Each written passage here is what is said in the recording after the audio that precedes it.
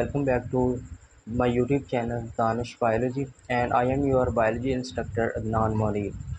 आज हम पढ़ेंगे कार्बोहाइड्रेट्स के बारे में। कार्बोहाइड्रेट्स क्या होते हैं और इसकी क्लासिफिकेशन, इसकी टाइप्स कितनी हैं और उसकी हम पहली टाइप जो है वो उसको डिस्कस करेंगे। आइए देखते हैं कि कार्बोहाइड्रेट्स क्या होते हैं।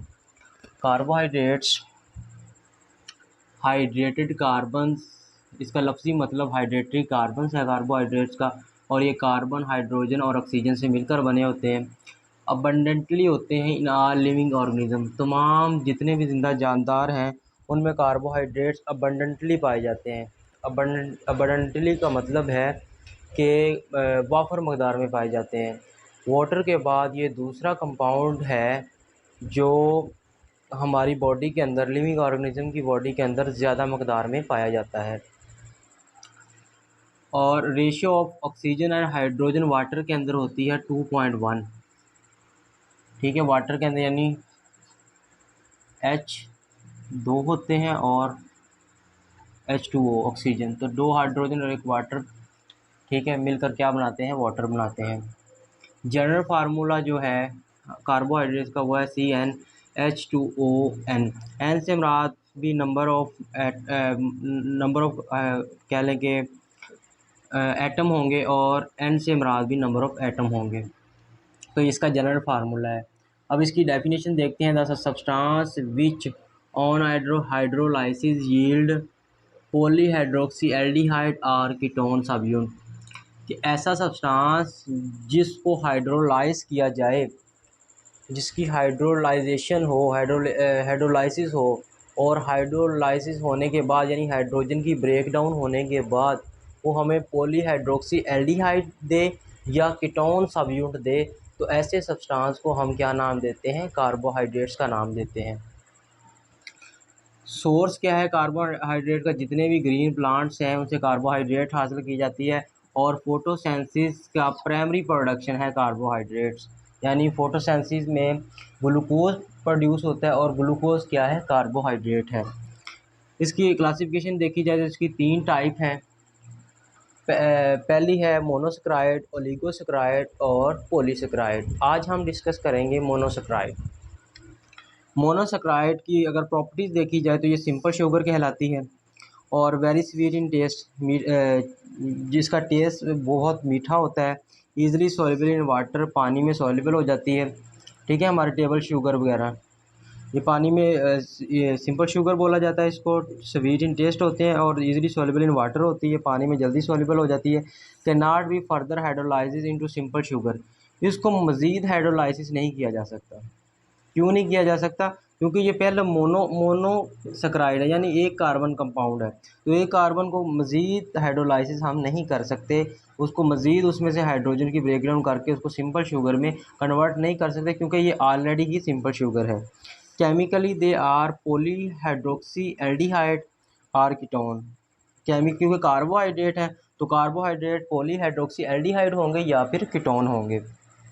Sugar with aldehyde called Aldo sugar, अगर शुगर का मालिक्यूल एल्डिहाइड के साथ लगा होगा तो हम उसे बोलेंगे एल्डो शुगर, और अगर कीटो ग्रुप के साथ लगा होगा तो उसको बोलेंगे कीटो शुगर।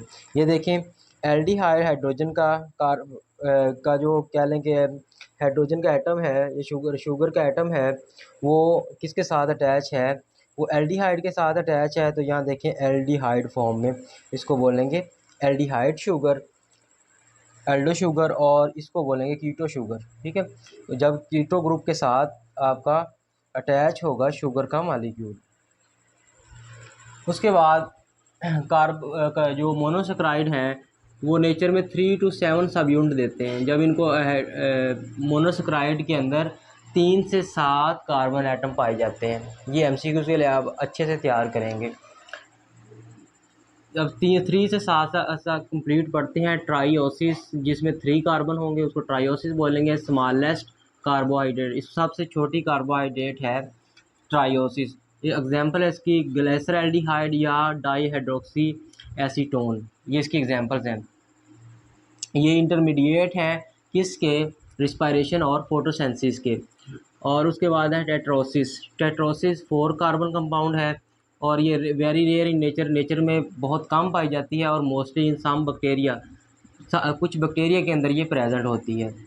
उसके बाद है पेंटोसिस, 5 कार्बन कंपाउंड है। कॉमन कार्बोहाइड्रेट, ये बहुत आम कार्बोहाइड्रेट है, जैसा कि आप देखते हो पेंटोस राइबोस के साथ डीएनए और आरएनए, यानी डीएनए और आरएनए जो है वो पेंटोस शुगर है। और हेक्सोस शुगर 6 कार्बन कंपाउंड होंगे। बायोलॉजिकल अगर पॉइंट ऑफ व्यू से इनको देखा जाए तो ग्लूकोज जो है वो हेक्सोस है, ठीक है। 6 कार्बन कंपाउंड होते हैं ग्लूकोज के अंदर, तो इसलिए उसको हेक्सोस बोलते हैं। और it is an aldose sugar, आपने पीछे भी पढ़ा है कि ग्लूकोज क्या है, वो एल्डो शुगर है। हेप्टोसिस क्या है, 7 कार्बन कंपाउंड होंगे, और ये वेरी रेयर इन नेचर, फितरत में बहुत कम पाए जाते हैं। और इंटरमीडिएट प्रोडक्ट होती है किसकी, फोटोसेंसिस की, ये भी फोटोसेंसिस की इंटरमीडिएट प्रोडक्ट होती है। उसके बाद अगर जनरल फार्मूला देखा जाए तो मोनोसेक्राइड का जनरल फार्मूला CH2ONN से मुराद नंबर ऑफ एटम ही है। हाँ जी, ये राइबोस का स्ट्रक्चर फार्मूला है, और ये ग्लूकोज का स्ट्रक्चर फार्मूला है। अगर 5 कार्बन कंपाउंड होंगे, ठीक है, ये देखें 5 कार्बन कंपाउंड, 1 2 3 4 और 5 कार्बन कंपाउंड है तो राइबोस है। और अगर 6 1 2 3 4 5 6 कार्बन कंपाउंड है तो ये क्या है, ये ग्लूकोज है। ये स्ट्रक्चर फार्मूला आपने अच्छे से याद करना है। उसके बाद ribose for 5 corner ring, glucose form 6 corner ring, के जो राइबोज है वो 5 कोनों वाली शुगर बनाती है, रिंग बनाती है, और जबकि ग्लूकोज 6 कोनों वाली रिंग बनाती है। ये आप देख सकते हैं स्ट्रक्चर के अंदर, ये 1 2 3 4 और 5, ये 5 कार्बन 5 क्या लेंगे, 5 कॉर्नर रिंग है, 5 कोनों वाली रिंग है, और इसको बोलेंगे डी राइबोज। यहाँ पर देखिए 1 2 3 4 5 और 6, ये 6 कॉर्नर रिंग है, इसके 6 कॉर्नर है, 1 2 3 4 और 5 और 6, इसके 6 कॉर्नर है। जिसके 6 कॉर्नर है वो डी ग्लूकोज है, और जिसके 5 कॉर्नर है वो डी राइबोज है। ये बहुत इंपॉर्टेंट शॉर्ट क्वेश्चन है। Difference between the ribofuranose and glycopyranose, ये डिफरेंस शॉर्ट क्वेश्चन आता है, बहुत इंपॉर्टेंट है, आपने अच्छे से याद करना है। शॉर्ट क्वेश्चन में आप लिखेंगे क्या, आप लिखेंगे अगर राइबोस शुगर जो है वो 5 कॉर्नर रिंग बनाती है, जबकि ग्लूकोज जो है वो 6 कॉर्नर रिंग बनाती है। और उसके बाद आप स्ट्रक्चर फार्मूला लिखेंगे डाई राइबोस का, और उसके बाद आप लिखेंगे डी ग्लूकोज का। और डी राइबोस को राइबोफुरानोस भी बोलते हैं, और डी ग्लूकोज को ग्लाइकोपाइरानोस भी बोलते हैं, ठीक है। तो ये शॉर्ट क्वेश्चन अच्छे से आपने याद करना है। उसके बाद ग्लूकोज एक बहुत इम्पोर्टेंट मोनोसेक्राइड है, ठीक है, हेक्सोस है एंड एल्डो शुगर। ग्लूकोज क्या है, हेक्सोस है, यानी 6 कार्बन कंपाउंड पर मुश्तमिल है, और क्या है, एल्डो शुगर है। और इसका जनरल फार्मूला क्या है, C6H12O6। ग्लूकोज का जनरल फार्मूला क्या होता है, C6, 6 कार्बन, 12 हाइड्रोजन और 6 ऑक्सीजन। इन फ्री स्टेट, अगर कहता है कि अगर ये फ्री स्टेट में मौजूद हो, प्रेजेंट इन ऑल फ्रूट, अगर फ्री स्टेट में होगा तो ये तमाम फ्रूट्स में पाया जाएगा, जैसा कि ग्रेप्स, फिग्स एंड डेट्स। अंजीर को बोलते हैं फिग्स, ग्रेप्स अंगूर, और डेट्स खजूर को बोलते हैं। तो ये तमाम फ्रूट्स के अंदर पाया जाएगा फ्री स्टेट के अंदर। और अगर ये कंबाइंड स्टेट के अंदर होगा तो ये सेलुलोज, स्टार्च और ग्लाइकोजन की फॉर्म में पाया जाएगा। तो जब सेलुलोज, स्टार्च और ग्लाइकोजन को हाइड्रोलाइज किया जाएगा तो हमारे पास हाइड्रोलाइसिस के बाद हमें ग्लूकोज मिलेगा बाय फोटोसेंसिस। ग्लूकोज को आप फोटोसेंसिस के ज़रिए भी प्रोड्यूस करते हैं। जब कार्बन डाइऑक्साइड इन्वायरमेंट से कार्बन डाइऑक्साइड ज़मीन से वाटर को अब्जॉर्ब करता है प्लांट, तो सूरज की रोशनी की मौजूदगी में और सब्ज़ पिगमेंट की मौजूदगी में, क्या क्लोरोफिल की मौजूदगी में आगे ग्लूकोज बनता है, वाटर बनता है, और साथ में ऑक्सीजन बनती है। तो ग्लूकोज फोटोसेंसिस का भी प्राइमरी प्रोडक्ट है। उसके बाद अगर 10 ग्राम ग्लूकोज की सेंसिस की जाए, 10 ग्राम ग्लूकोज सेंसिस होने के लिए हमें जितनी सोलर एनर्जी चाहिए होगी वो होगी 717.6 किलो कैलोरी सोलर एनर्जी। ये अगर 10 ग्राम ग्लूकोज आपके पास यील्ड हो रहा है, प्रोड्यूस हो रहा है, तो उसके लिए आपकी जो सोलर एनर्जी है वो 17.6 किलो कैलोरी सोलर एनर्जी दरकार होगी, वो रिक्वायर्ड होगी हमें 10 ग्राम ग्लूकोज सिंथेसाइज करने के लिए।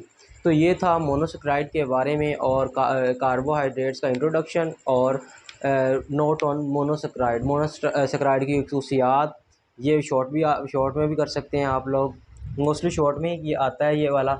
और इसके बाद ये इसकी टाइप क्या लेंगे, 3 to 7 सब यूनिट हैं इसके, ट्राइओसिस, टेट्राओसिस, पेंटाओसिस, हेक्साओसिस और हेप्टाओसिस। ठीक है, और उसके बाद जनरल फार्मूला है राइबोज का, ग्लूकोज का, और मोनोसेक्राइड का जनरल फार्मूला एमसीक्यूज़ के लिए अच्छे से तैयार करना है आपने। और इन दोनों में फ़र्क आपने शॉर्ट क्वेश्चन के तौर पर तैयार करना है कि डिफरेंस बिटवीन दी फुरानोज और ग्लाइकोपाइरानोज के अंदर डिफरेंस, ये आपने याद करना है। और ग्लूकोज की चंद प्रॉपर्टीज़ हैं, इसका जनरल फार्मूला है, ये आपने अच्छे से याद करना है। और ये एमसीक्यूज़ के तौर पर याद करना है कि 10 ग्राम अगर हमने ग्लूकोज तैयार करना हो तो उसके लिए हमें 717.6 किलो कैलोरी सोलर एनर्जी दरकार होगी। ये था हमारा आज का टॉपिक। आई होप आपको समझ आई होगी। जहाँ से आपको समझ ना आया आप कमेंट सेक्शन में पूछ सकते हैं। बहुत शुक्रिया। अल्लाह हाफ़िज़।